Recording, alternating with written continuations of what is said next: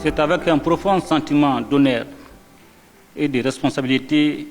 que je prends la parole aujourd'hui, à ma qualité de président de la Confédération AES, à l'occasion de l'ouverture solennelle de la première session confédérale du Conseil des ministres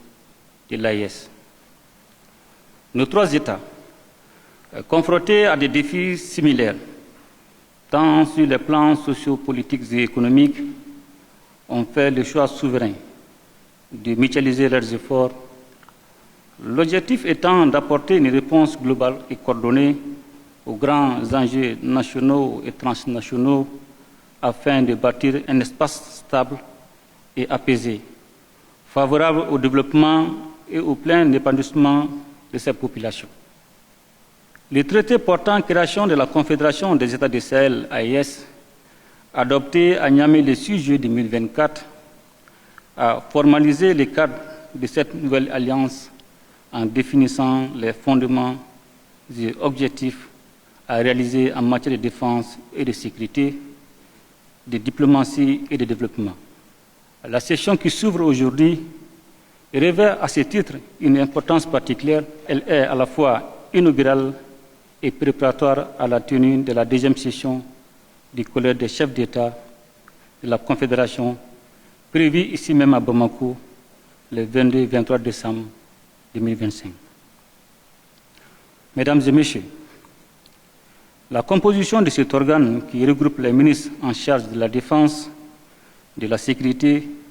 des affaires étrangères et des questions de développement démontre toute son importance dans le chemin institutionnel de la Confédération. Les points inscrits à l'ordre du jour de cette première session confédérale du Conseil des ministres sont nombreux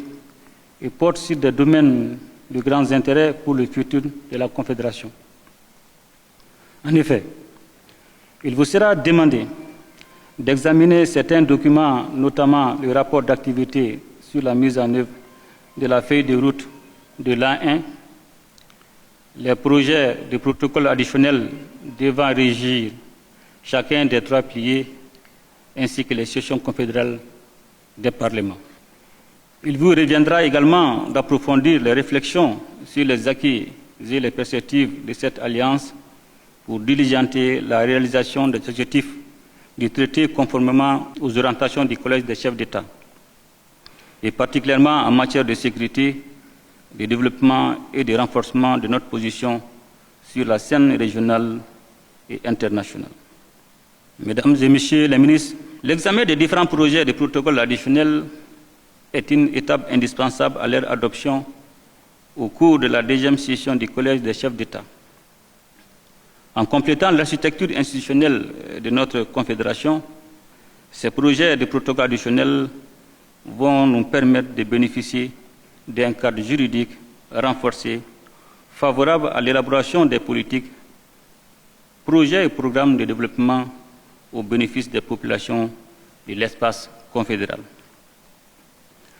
J'ai saisi la présente occasion pour vous féliciter, au nom de mes frères, leurs excellences,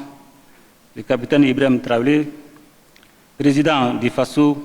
chef de l'État, et le général d'armée Abdourahmane Tchani, président de la République du Niger, chef de l'État, pour votre profond engagement dans la réalisation des objectifs de la Confédération. Je salue également, avec une profonde admiration, le courage, le professionnalisme et la détermination de nos forces de défense et de sécurité